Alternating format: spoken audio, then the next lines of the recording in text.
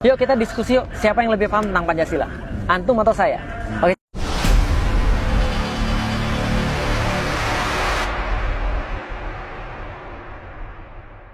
Pancasila, tuduhan orang terhadap pusat anti Pancasila dari NKRI. Ya, jadi gini, siapa? Enggak, ya. Enggak. Jadi kalau tuduhan-tuduhan anti saya jelasin gini. Oke, sekarang kita mau ngetes tentang Pancasila. Saya mau ngajarin antum tentang Pancasila dengan satu diskusi yang antum bisa bawa kemanapun.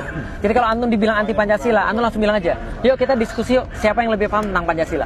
Antum atau saya? Oke, coba lihat ya, gimana caranya. Jadi gini, Pancasila ada berapa sila? 5. 1. Tuhan Yang Maha Esa. 2. Adil dan beradab. Yang ketiga, Persatuan Indonesia. keempat, Kerakyatan yang dipimpin oleh hikmat kesetaraan persoalan perwakilan.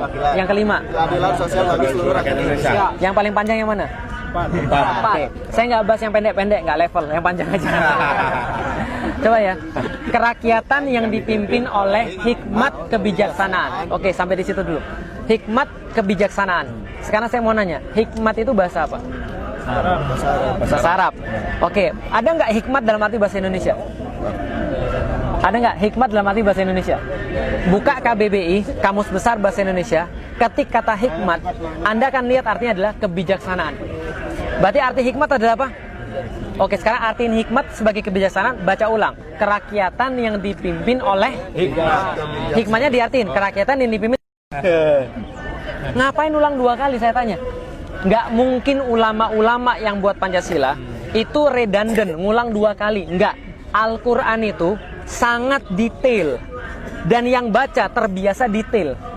Orang muslim itu terbiasa detail. Hati-hati ngomong dengan orang muslim, karena orang muslim itu terbiasa detail. Dia akan memperhatikan setiap kata itu benar. Contoh, hikmat kebijaksanaan. Nggak mungkin kebijaksanaan. Kenapa? Pasti ada maksud yang lain. Oke, kita coba lihat. Arti hikmat dalam bahasa Arab. Apa bahasa Arabnya hikmat? Wisdom dalam bahasa Inggris. Sama, kebijaksanaan juga. Berarti ada arti yang lain.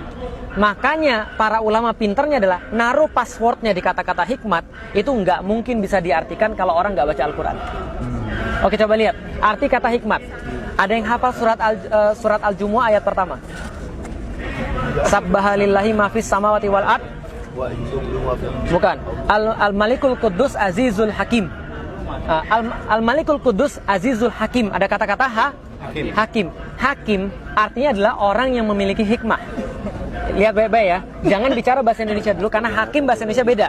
Kalau hakim bahasa Indonesia yang memutuskan perkara. Tapi ini bahasa Arab. Hakim adalah orang yang dikasih oleh Allah hikmah. Coba lihat baik-baik. Hikmah yang dikasih oleh Allah itu banyak orang dikasih hikmah. 1. Luqmanul Hakim dikasih hikmah. Yang kedua, Nabi Sulaiman dikasih hikmah. Makasih Pak. Yang ketiga, Nabi Muhammad dikasih hikmah. Dan hampir semua nabi-nabi yang lain, Yahya, Zakaria dan segala macam, dikasih hikmah oleh Allah. Kalau gitu hikmah itu apa? Hikmah adalah di dalam Islam, hikmah adalah menurut Al-Quran kemampuan yang diberikan oleh Allah Subhanahu wa Ta'ala kepada orang-orang tertentu untuk memutuskan satu perkara sesuai dengan Allah Subhanahu wa Ta'ala. Sampai di sini paham? Contoh, Sulaiman datang orang, cewek 2. Satu bilang ini anaknya, yang satu bilang ini anaknya, ibu-ibu. Maka kemudian Sulaiman bilang, dia tahu syariatnya. Tapi kalau dia terapkan syariat begitu saja, ini nggak akan beres masalahnya. Gitu kan ya? Syariatnya apa? Oke, kita bikin pengadilan.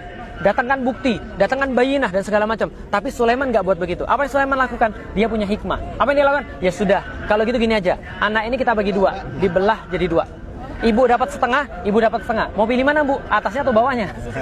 Bawahnya atau atasnya? Atau sebelah kiri atau sebelah kanan? Gimana kira-kira? Ibu mau pilih yang mana?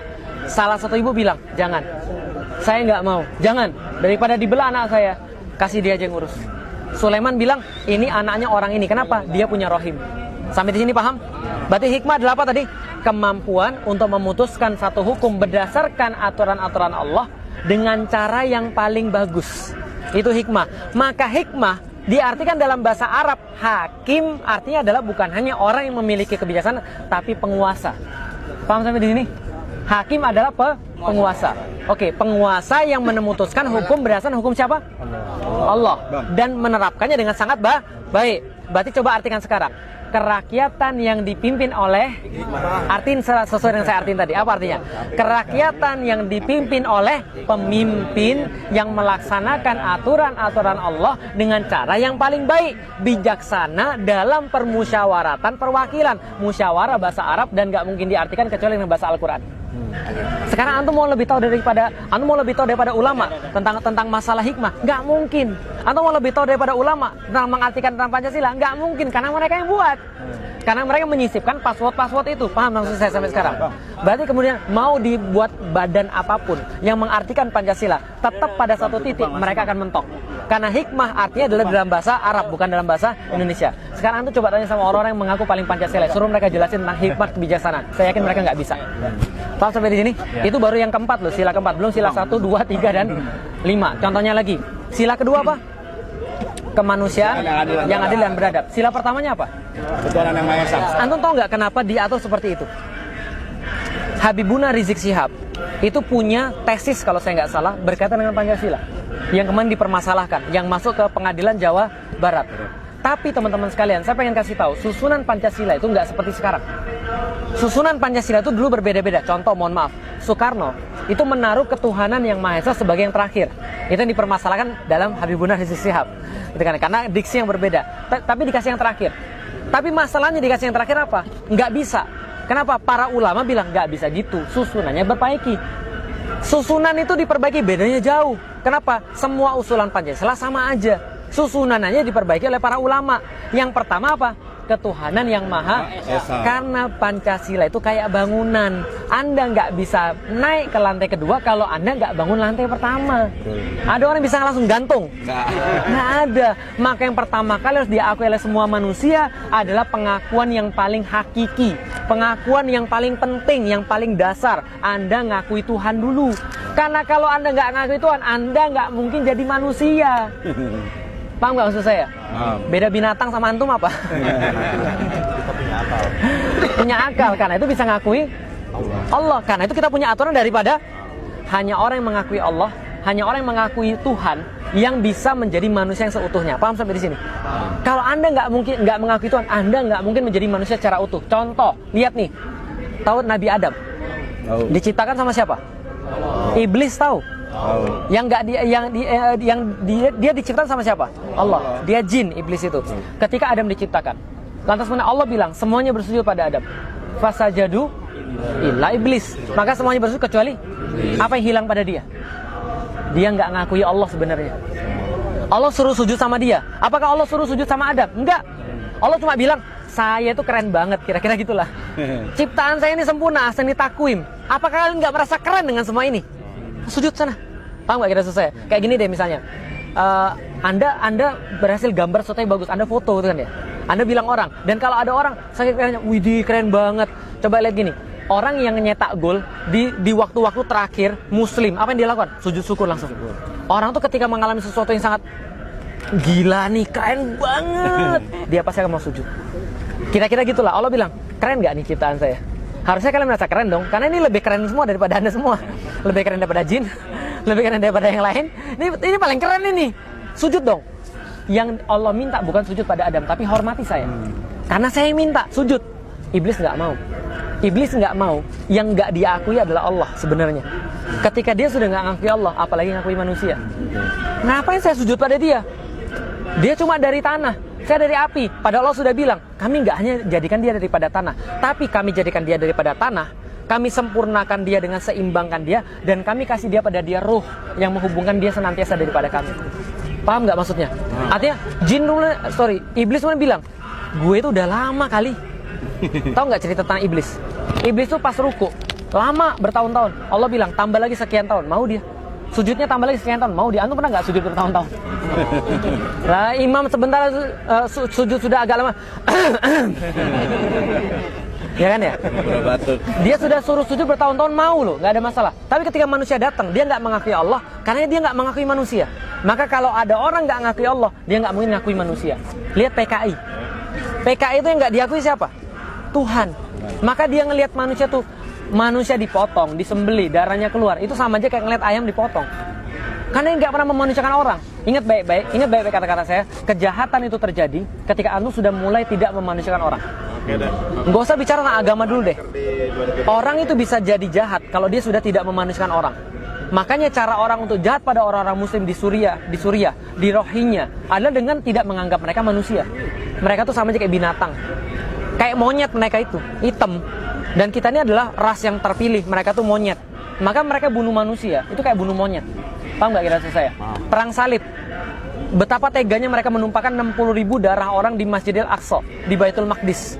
Kenapa mereka jadi setega itu? Sebelumnya mereka sudah dikasih hoax dulu. Jadi nggak usah ngajarin orang muslim hoax.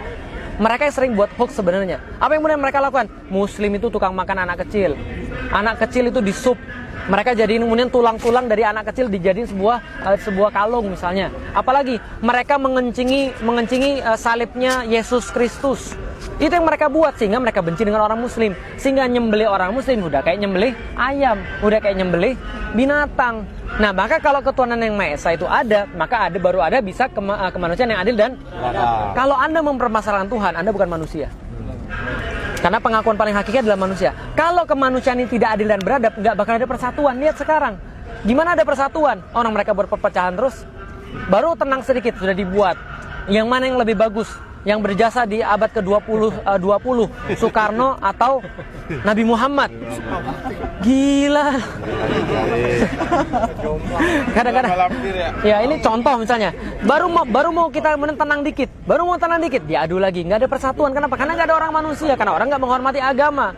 Lah kalau nggak ada persatuan, nggak akan ada pemerintahan. Makanya kadang-kadang saya lucu. Mereka yang di atas sana, oke lah silahkan menang, nggak ada masalah. Ya ini urus dengan baik, ini rakyatmu ini seperti apa, umatmu urus dengan baik. Kita nggak ada masalah, urus dengan baik sana, paham nggak kira saya? Nah tapi masalah dibuat perpecahan sehingga nggak ada pemerintahan. Terus nggak usah pakai payung, tenang. Mereka panas, saya juga panas. Nah yang kelima, kalau sudah ada pemerintahan, baru ada keadilan sosial bagi seluruh rakyat. Itu ujung daripada maqasid syariah. Jadi kalau mau debat tentang Pancasila, ayo kita layanin ngomong berapa lama. Tapi kenapa mereka senantiasa menuduh? Antum sudah tahu, antum baca Al-Quran. Orang-orang yang benci sama Islam itu cuma punya 3 cara. Saya mau kasih tahu sama antum. Cuma punya 3 cara. Satu, yang paling pertama nuduh. Fir'aun didatengin Musa, nggak punya dalil, nggak punya pembelaan. Apa yang dia bilang? Allah, anak baru kemarin sore. Allah, kemarin kamu tuh makan duit saya, tahu nggak? Kamu tuh dulu di dapur saya kasih makan. Ngejek yang pertama. Kalau ngejek sudah nggak berhasil, nakut-nakutin. Musa, kamu masih punya kasus loh di sini. Hati-hati loh, kamu masih punya kasus loh. Kamu bisa dipenjara loh di sini. Hati-hati loh.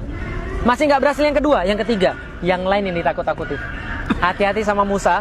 Kalau kamu ikutin Musa, kamu nggak punya negara lagi. Kalau kamu ikutin Musa, kita nggak ada lagi Mesir. Sama nggak kayak sekarang? Diejek sudah belum? Dah. Ditakut-takutin sudah belum? Orang yang lain ditakut-takutin sudah belum? Berarti sebentar lagi belah lautan. Ya tinggal tunggu yang itu aja, gitu kan ya. Ya, silakan. Anak ke pos dulu ya. Ahlan Pak Haji, silakan Pak Haji, silakan. Insyaallah. Jazakallah khairan Bang Japar, makasih.